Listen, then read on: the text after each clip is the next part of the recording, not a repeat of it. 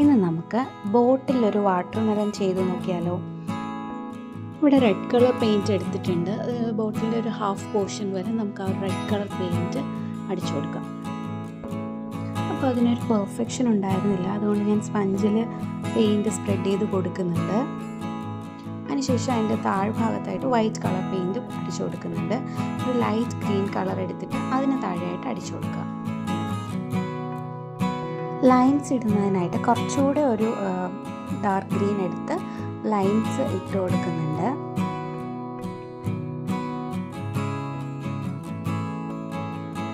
വാട്ടർമെലൻ്റെ seeds black colour പെയിൻറ്റിൽ വരച്ചു കൊടുക്കുന്നുണ്ട്. Top പോർഷനിലായിട്ട് jute ത്രെഡും കൂടെ ചുറ്റി കൊടുത്തിട്ടുണ്ട്.